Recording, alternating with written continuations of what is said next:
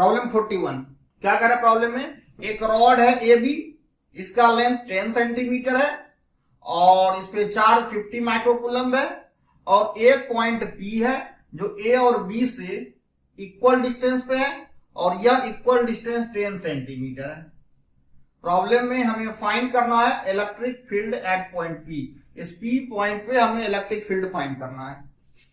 अगर मान लें रॉड कुछ, मान लेते हैं रॉड ये है, रॉड पे चार्ज मान लेते हैं, चार्ज पर यूनिट लेंथ मान लें लैम्डा है और एक पॉइंट पी मान लेते हैं। यहाँ पे पी पॉइंट का परपेंडिकुलर डिस्टेंस रॉड से मान लेते हैं एक्स है और ये एंगल अल्फा और ये एंगल मान लेते हैं बीटा है।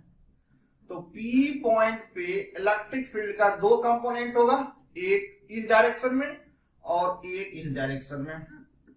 ये डायरेक्शन रॉड पे परपेंडिकुलर है और ये डायरेक्शन रॉड के पैरेलल है। अगर इस डायरेक्शन को, इस डायरेक्शन में इलेक्ट्रिक फील्ड है, इसको अगर लिखें ई परपेंडिकुलर, तो ई परपेंडिकुलर का वैल्यू होगा के lambda by x sine alpha plus sign beta और ई पैरेलल का वैल्यू क्या होगा, ये होगा के lambda by x cos beta minus cos alpha. अगर हम ये मान लें, ये रॉड है और P पॉइंट दोनों ही एंड से इक्वल डिस्टेंस पे है, इसका मीनिंग है ये लेंथ और ये लेंथ इक्वल है, इसका मीनिंग ये है ये एंगल थीटा और ये एंगल भी क्या होगा थीटा और charge per unit length lambda मान लें और परपेंडिकुलर डिस्टेंस एक्स मान लें। तो इस केस में क्या होगा, अगर इसका कंपेयर इससे करें तो इस केस में ई पैरेलल, इस केस के लिए ई पैरेलल 0 हो जाएगा क्योंकि cos beta minus cos alpha, beta भी थीटा है और अल्फा भी थीटा है, तो ई पैरेलल क्या होगा 0। तो इस केस में पी पॉइंट पे इलेक्ट्रिक फील्ड परपेंडिकुलर डायरेक्शन में होगा और इसका वैल्यू क्या होगा, यहां पे के लैम्डा बाय एक्स और अल्फा का वैल्यू थीटा है तो साइन थीटा और इस बीटा का वैल्यू क्या है थीटा है, ये हो गया साइन थीटा। तो ये हो गया के लैम्डा बाय एक्स, के lambda by x into 2 sine theta.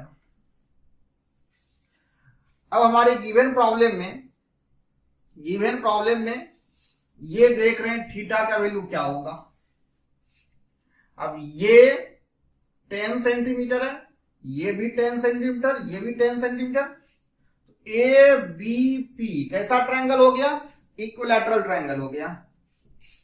तो ये एंगल क्या होगा, ये एंगल 60 होगा, तो ये एंगल क्या हो जाएगा 30 और ये एंगल क्या हो जाएगा 30। तो अगर हम इस डायग्राम का इससे कंपेयर करें तो थीटा का वैल्यू हमें क्या मिला 30 डिग्री, तो थीटा मिल चुका है और के का वैल्यू हम लोग जानते हैं 9 इंटू 10 टू द पावर 9, के का वैल्यू जानते हैं और लैम्डा का वैल्यू क्या होगा, यह है चार्ज पर यूनिट लेंथ। तो चार्ज क्या है, चार्ज है 50 microcoulomb means 10 to the power minus 6 coulomb और लेंथ क्या है 10 centimetre means 10 into 10 to the power minus 2 metre. तो ये लैम्डा का वैल्यू हो गया और एक्स का वैल्यू क्या होगा। तो ये ट्रायंगल अगर ड्रॉ करें, ये ट्रायंगल अगर मान लेते हैं ये पी और ये क्यू है, तो अगर ये ट्रायंगल ड्रॉ करें,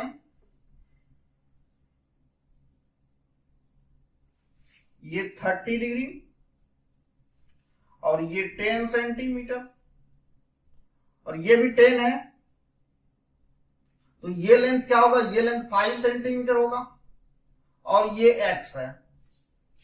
तो x की वैल्यू क्या होगा, root under 10 square minus 5 square, तो ये हो जाएगा root under 75 means 5 root 3 centimetre.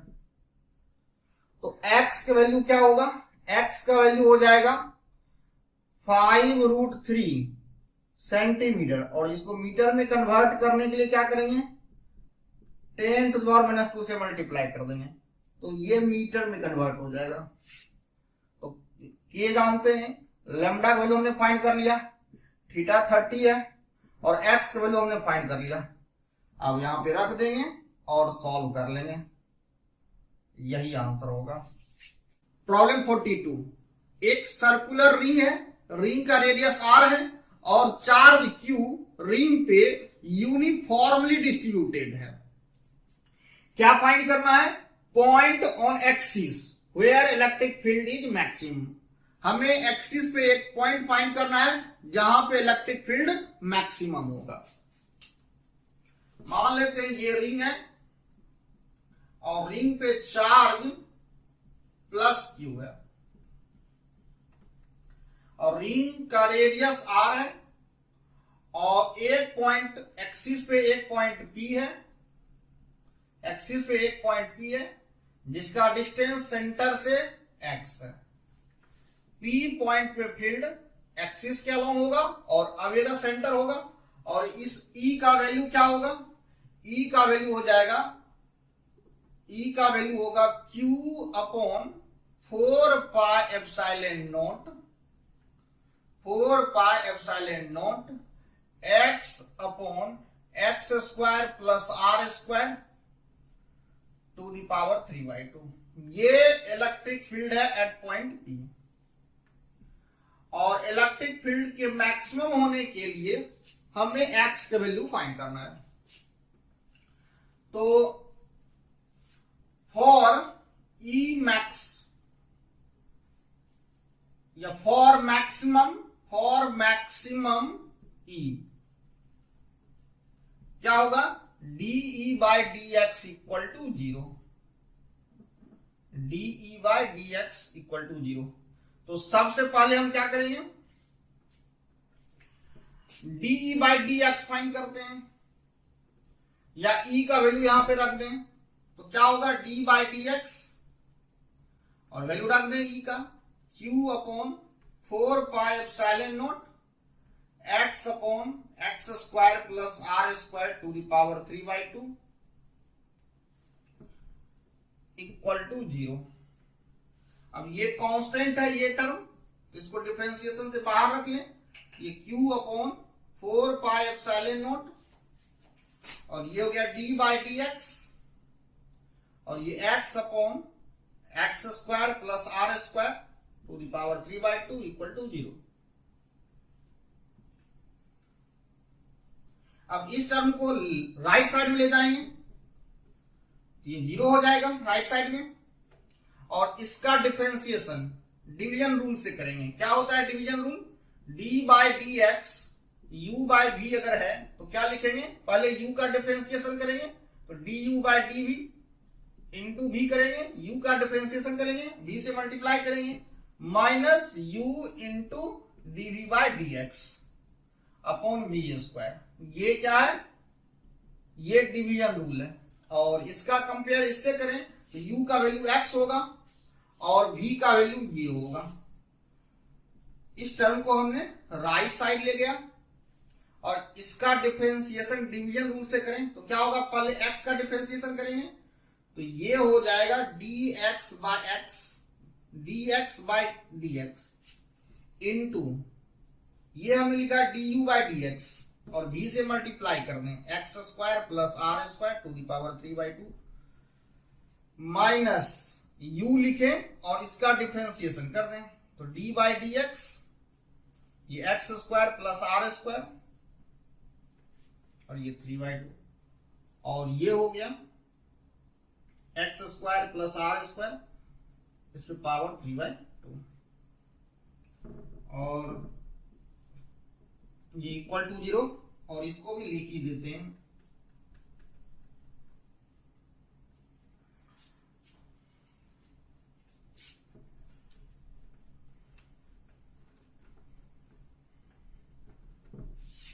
अब ये टर्म राइट साइड में ले जाएंगे और इसको भी राइट साइड में ले जाएंगे तो राइट साइड में क्या हो जाएगा? 0 और dx बाई dx क्या लिखें? dx by dx 1 into X square plus r square to the power 3/2 minus x और इसका डिफरेंशिएशन चेन रूल से करेंगे। और चेन रूल से करेंगे तो क्या होगा, पहले इसको x मान के करेंगे, तो इसको टोटल को हमने x मान लिया, तो x टू द पावर क्या हो जाएगा 3/2, ये हो गया x, ये हो जाएगा 3/2 into X square plus R square to the power 3/2 minus 1 into.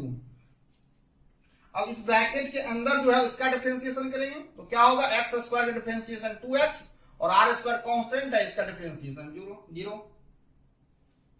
और ये टर्म और ये टर्म हमने, ये टर्म और ये टर्म इसे हमने राइट साइड में ले गया, तो क्या हो जाएगा राइट साइड में 0।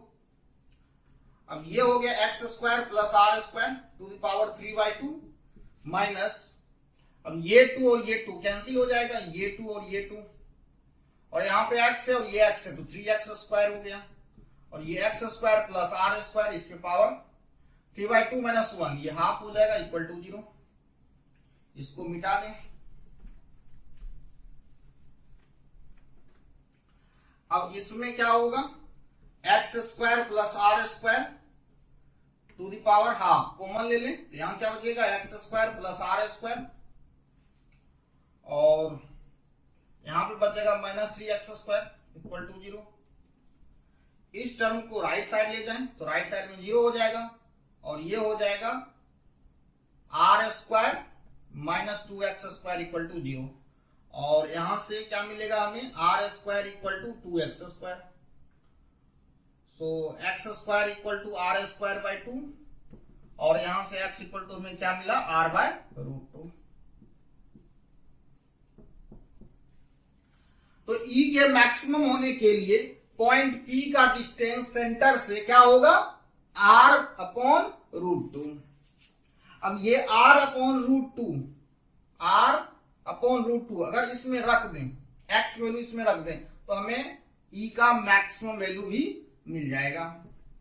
इसको मिटाते हैं और फिर मैक्सिमम वैल्यू फाइंड करते हैं।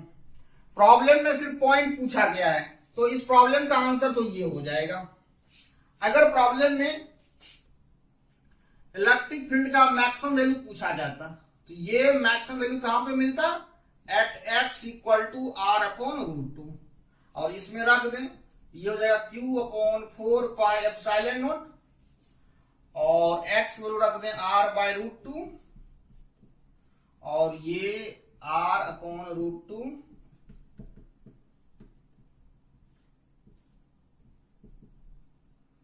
और इसको अगर हम सॉल्व करेंगे तो मैक्सिमम वैल्यू हमें मिलेगा 2/3√3 q/4πε0r²। ये मिल गया हमें E का मैक्सिमम वैल्यू 2/3√3 q/4πε0r²। अगर प्रॉब्लम में मैक्सिमम वैल्यू पूछा जाता तो ये आंसर होता, लेकिन प्रॉब्लम में सिर्फ पॉइंट पूछा है, where electric field is maximum, तो ये पॉइंट क्या होगा, ये पॉइंट सेंटर से कितना डिस्टेंस पे होगा, x equal to r/√2 distance पे होगा। प्रॉब्लम 43, प्रॉब्लम 43 में एक रेगुलर हेक्सागन है और टोटल चार्ज Q है जो कि यूनिफॉर्मली डिस्ट्रीब्यूटेड है। तो इस रॉड पे जितना चार्ज होगा उतना ही चार्ज इस रॉड पे भी होगा। क्या कर रहा है प्रॉब्लम में, electric field at centre, centre पे इलेक्ट्रिक फील्ड फाइंड करना है।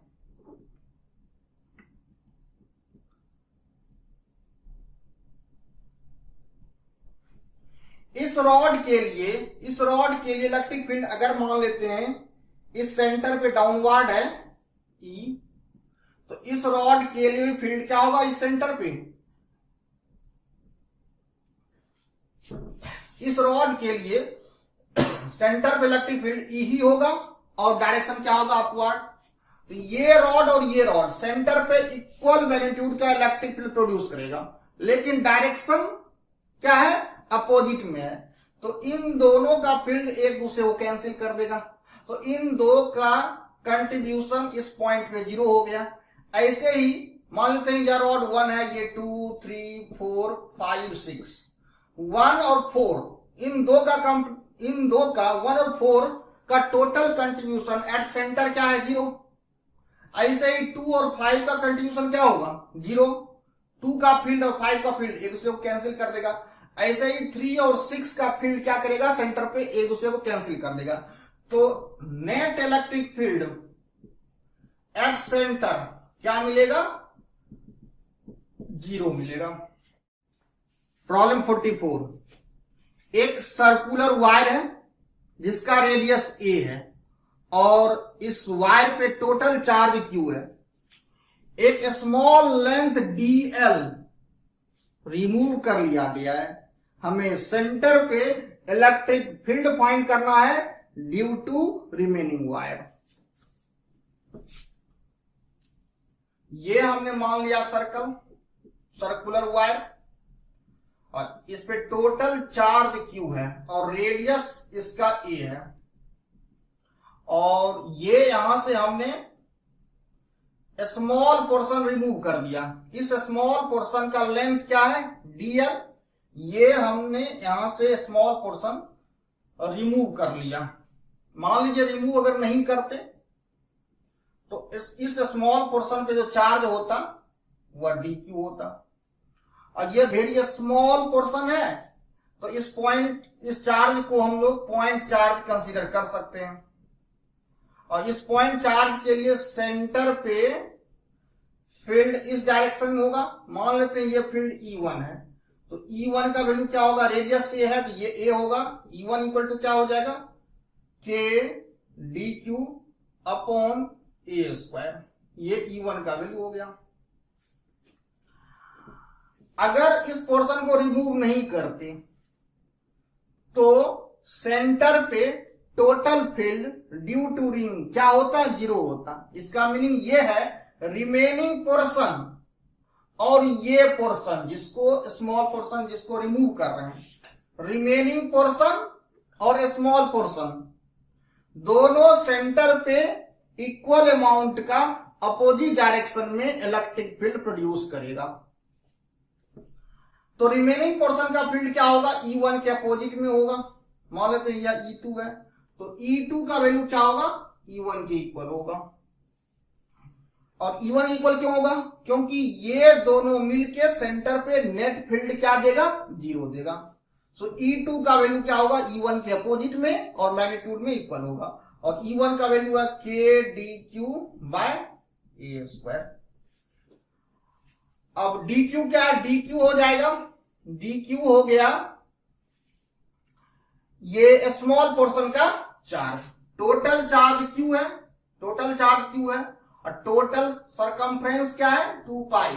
ये हो गया चार्ज बाय लेंथ, ये हो गया lambda, charge per unit length. तो ये जो dq है इसका वैल्यू क्या होगा, इसका वैल्यू हो जाएगा charge per unit length into length of this small portion और इसका लेंथ क्या है dl है। लेमडा का वैल्यू रख दें q upon 2 pi a, q upon 2 pi a into dl। अब इस dq का वैल्यू यहां रख दें तो k का वैल्यू हो गया 1 upon 4 pi epsilon naught, dq का वैल्यू हो गया और ये a square 1 by a square और dq का वैल्यू हो गया q upon 2 pi a into dl। ये हो जाएगा q into dl upon 4 into 2,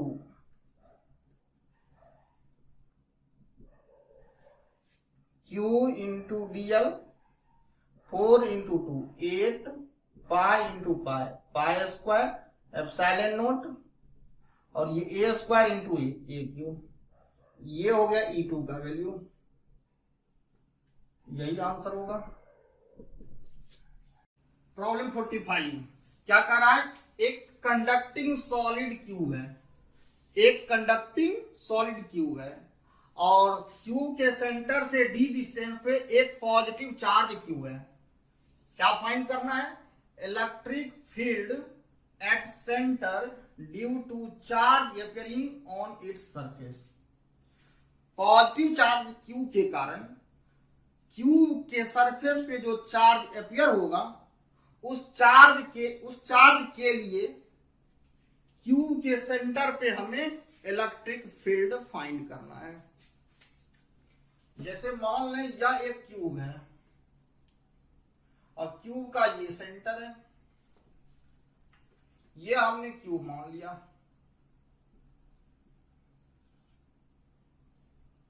और क्यूब का ये सेंटर है, सेंटर से d डिस्टेंस पे एक पॉजिटिव चार्ज है। ये पॉजिटिव चार्ज क्या करेगा, इस क्यूब के अंदर जो पॉजिटिव चार्ज है उसको रिपेल करेगा और निगेटिव चार्ज को अट्रैक्ट करेगा। इससे क्या होगा, इससे इस सरफेस पे जो सरफेस Q के पास है उस पे निगेटिव चार्ज डेवलप होगा और इसके अपोजिट फेस पे इस फेस पे क्या होगा, पॉजिटिव चार्ज डेवलप करेगा। तो हमें इस सेंटर पे ये जो चार्ज अपियर हो रहा है, इस चार्ज के लिए सेंटर पे जो फील्ड होगा उसे हमें फाइंड करना है। अगर क्यूब मान लेते हैं, कुछ ऐसे क्यूब ड्रॉ करें और ये पॉजिटिव चार्ज है, ये पॉजिटिव चार्ज क्यू है जो कि सेंटर से d डिस्टेंस पे। इस निगेटिव चार्ज को यहां ऐसे दिखा दें, इस पॉजिटिव चार्ज को यहां पे ऐसे दिखा दें। तो ये क्यू इस पॉइंट पे लेफ्ट के डायरेक्शन में मान लेते हैं इलेक्ट्रिक फील्ड E1 प्रोड्यूस किया। तो E1 का वैल्यू क्या होगा, E1 का वैल्यू हो जाएगा K Q by D square. अब ये क्या है, ये कंडक्टर है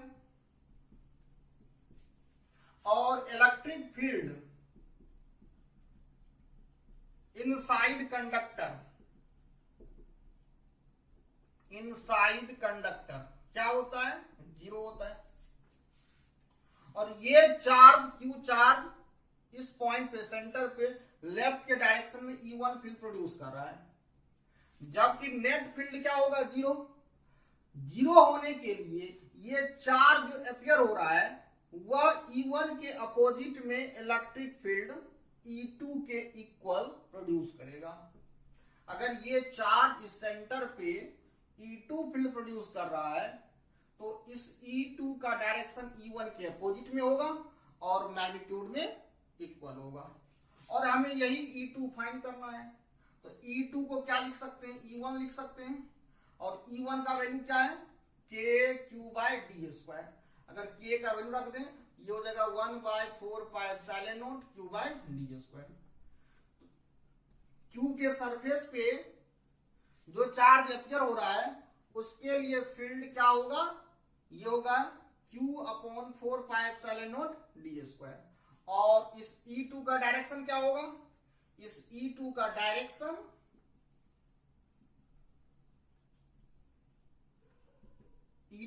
किधर होगा, ये E2 का डायरेक्शन क्या होगा, टुवर्ड्स पॉजिटिव चार्ज,